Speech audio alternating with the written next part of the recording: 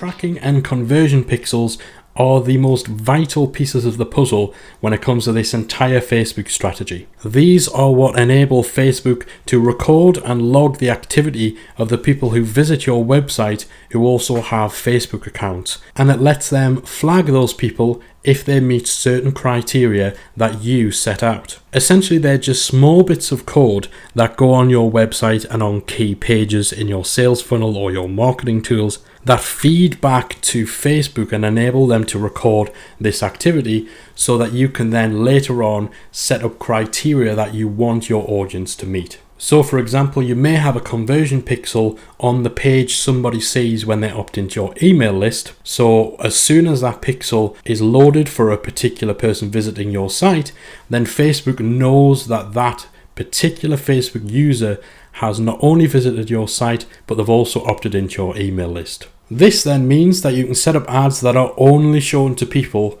on Facebook who have opted into your email list.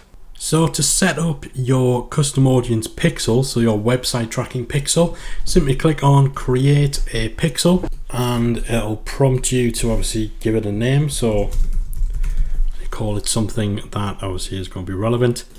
Click on create a pixel and that's it, job's done.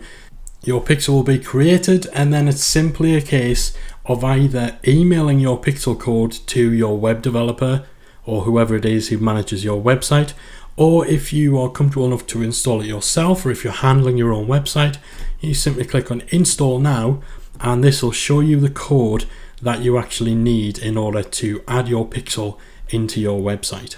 So you just select it all, copy it, and then paste it into the relevant location on your site.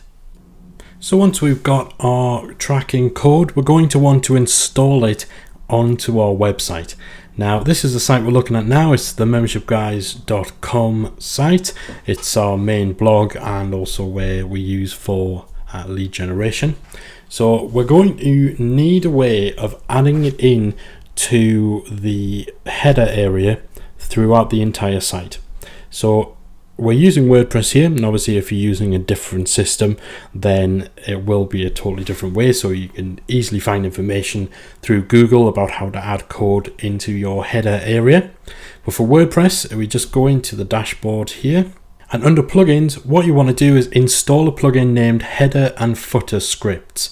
So you can either search for this plugin through the WordPress backend, or you can go directly to the URL that we'll be putting alongside this course to download the plugin and then add it onto your site.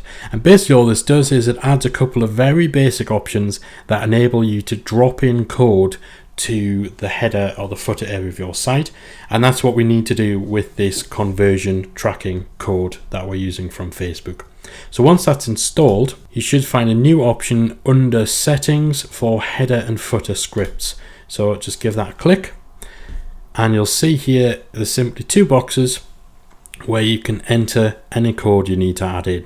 So obviously we've got a few different things in there for different things that we're actually tracking on the site. But right down here at the bottom, this code here is actually our existing pixel code. So for you, you're probably not going to have all this here, so the box will probably be empty. And you simply paste in the code that you got from Facebook for your tracking pixel, and then click on Save Settings, and that will make sure that that code then appears in the header area throughout your site. And so once that's installed and verified, you'll then be able to start building up that custom audience and obviously start collecting information through Facebook on website visit activity. So now we've got the tracking pixel installed, we're also going to want to install the conversion pixel. So to set up your conversion pixel, again, go to Tools, click the drop down and go to Conversion Tracking. And this is where your action steps from the previous module came in, when we asked you to map out what the key pages on your website were. So if you've got lead magnets, so if you've got opt-in bribes and stuff like that for helping to generate leads, then your key pages are both the squeeze page, so the page where you promote your lead magnet, as well as the thank you page. Now the thank you page is actually more important from a Facebook advertising point of view than the squeeze page is, because that's the page that we know people are only going to visit when they've opted in to your email. So what we'll do is we'll set up a conversion tracking pixel on that page so that when someone visits it, Facebook know that that means somebody's opted into your email list. And then you can use that information to exclude or even to target people who have specifically opted into your email list. So you'll see we already have a couple in place for the membershipguys.com. We've got a basic one in place for just standard email signups, and we also want it in place for the 30-day challenge that we're running in the build up to the launch of the MemberSite Academy. So to create a new tracking pixel, and again you would create a different tracking pixel for every main activity that someone conducts. So if you have a sales page on your site, obviously for your membership site, then you're going to have a conversion tracking pixel in place for the page that somebody sees after they have made a purchase. And then if you've got different lead magnets and different opt-ins, or say you've got different products, completely different products, you're going to want to have different pixels for all of those. But keeping it simple for now, we've obviously got the pixels in place for our lead magnets, and we would set them up for the thank you page for any purchases or any members who are joining the site too. So to create a new pixel, you simply click on create pixel, and it'll then ask you what the type of action you want to measure is. So these come up to checkout visits, registrations, leads, key page views, adds to cart and stuff like that. If you are setting up a pixel for tracking signups to your email list, that would obviously be leads. If you're setting it up for people who are joining your membership site, then that would be registrations. And these really come into it when it comes to reporting or it comes to refining and optimizing your ads too. So just pick whatever's closest and go with that. Let's just go with leads, and let's just put whatever name, which we're just going to use test pixel, and then click on create pixel. And as simple as that, it'll create it for you, and it'll give you the option of either viewing the pixel code if you're going to add it yourself, or email the pixel code to somebody else if you've got a web developer in place who will add that for you. So just click on view code, and it'll give you the code that you use as well as any instructions. So let's say you're tracking sales, it actually tells you how you can tell or communicate the value of that sale to Facebook too. So for now, we're just going to copy all of that, and then we put it in place on the relevant page over on our website. So we go back to the Membership Guys site. You'll see here we've got a couple of thank you pages. So if we just quickly look at this one, this is just a basic thanks for signing up page for our email list. So what we'd want to do here, this page is only going to be seen by people once they've actually signed up for our email list. So going back to Facebook, we've got our pixel code, and we're going to make it so that any visit to this page here pops in Facebook as a conversion, as a lead that has come in.